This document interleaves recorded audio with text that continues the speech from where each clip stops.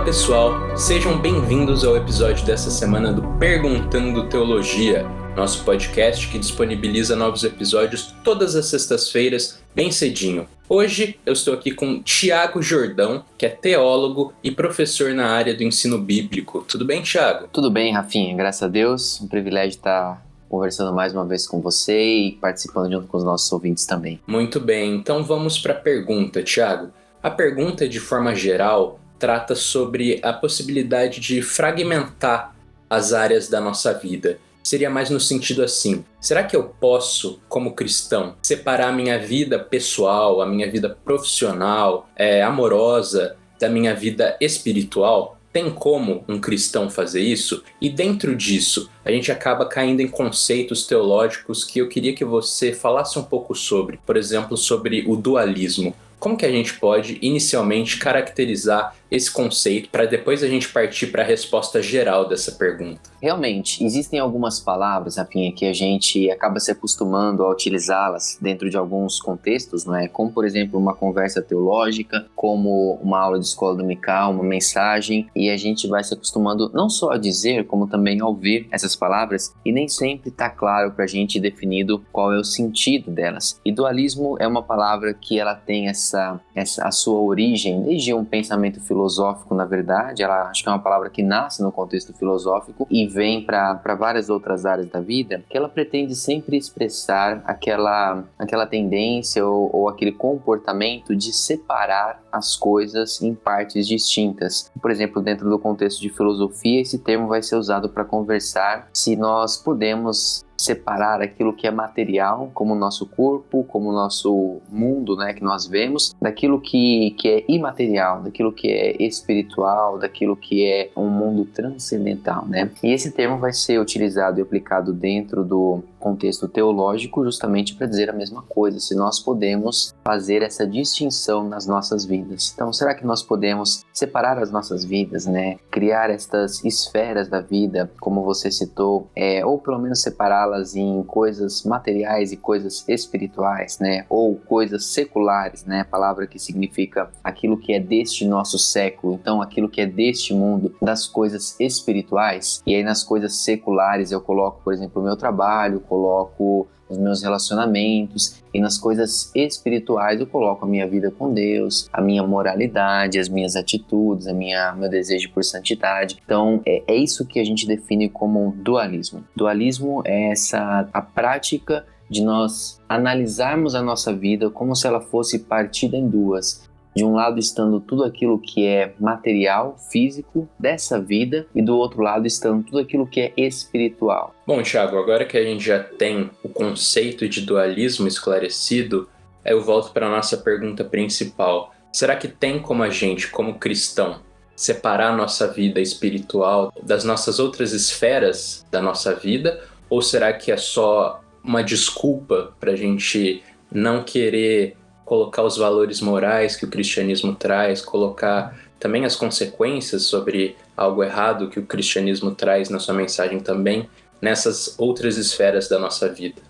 Não tem como. A gente até acha que tem, e a gente até faz um exercício, né, para tentar organizar dessa forma, mas não tem como, não tem como. Quando nós fazemos uma leitura das Escrituras, é bem claro para nós, bem nítido, que não existe apenas uma esfera da nossa vida que interessa ao Senhor. O Senhor se interessa por todas as esferas da nossa vida. Não existe essa possibilidade de tratar Deus como talvez os antigos entendiam, não é? O relacionamento com os deuses, que eu trato Deus dando para Deus aquilo que Deus quer, e em troca Deus me dá aquilo que eu preciso para poder viver a minha vida aqui. Então eu dou para Deus, por exemplo, o meu comportamento, né, tendo algumas práticas morais. Eu dou para Deus alguns sacrifícios ou rituais religiosos, a minha adoração, os meus cânticos, o meu tempo na igreja. Eu busco ser uma pessoa boa e em troca disso Deus me abençoa, Deus me dá recursos, Deus me dá saúde e eu vou tocando a minha vida. Quando nós entendemos dessa forma, o grande problema é Deus se tornou um meio para possibilitar a minha vida aqui. Deus é um instrumento. Deus é um instrumento muito importante,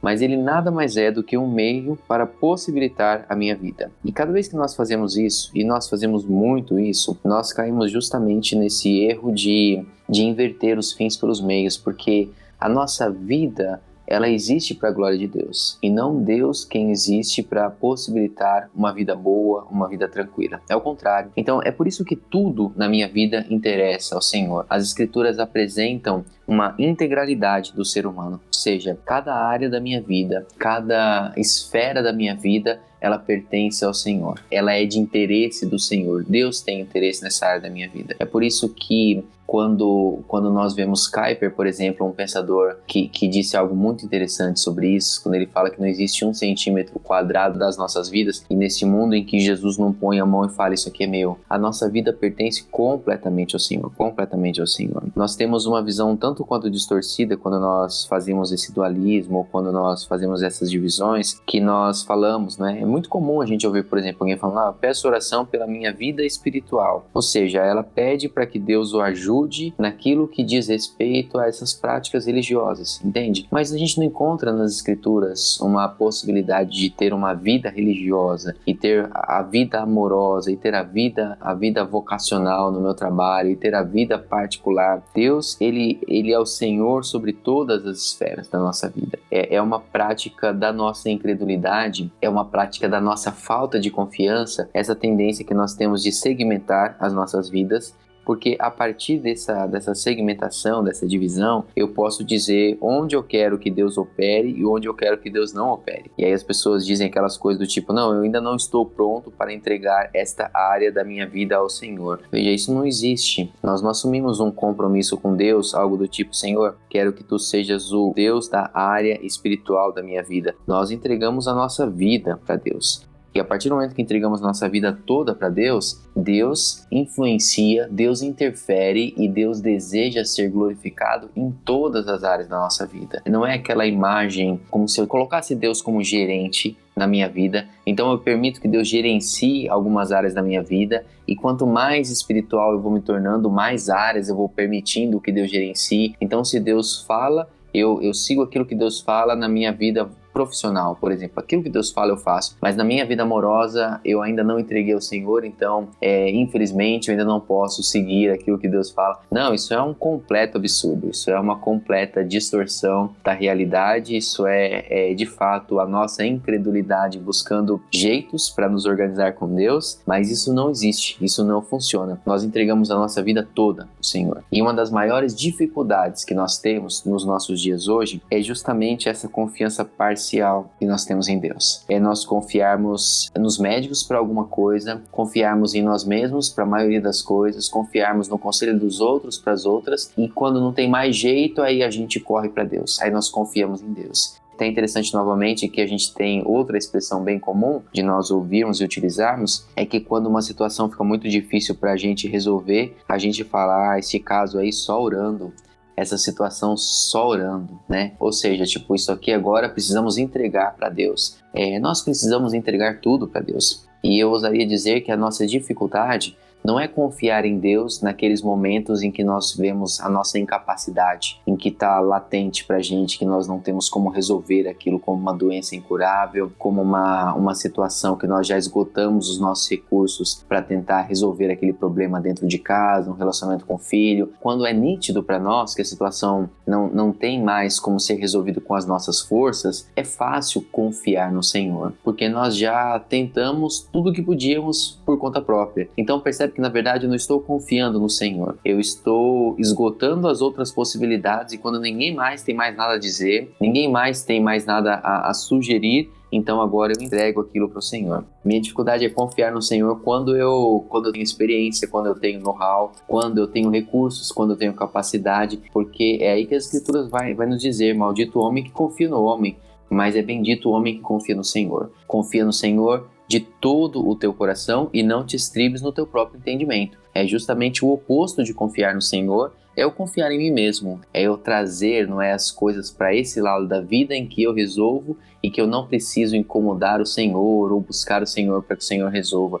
As Escrituras nos apontam a direção contrária, que o Senhor quer ser louvado tanto na sua prática espiritual, nos seus momentos devocionais, como o Senhor quer ser louvado e glorificado com aquilo que você faz no seu trabalho, nos seus estudos, no seu relacionamento amoroso, no comportamento com as pessoas da sua família, na sua atitude como cidadão, no desenvolvimento da sua vocação, na sua participação na sociedade. Em tudo isso Deus deseja ser glorificado. E a gente percebe isso de modo muito bem claro quando o salmista diz: somente em Deus confia minha alma. Eu acho esse verso muito interessante e um desafio muito grande para nós, porque a nossa dificuldade, novamente, não é confiar em Deus.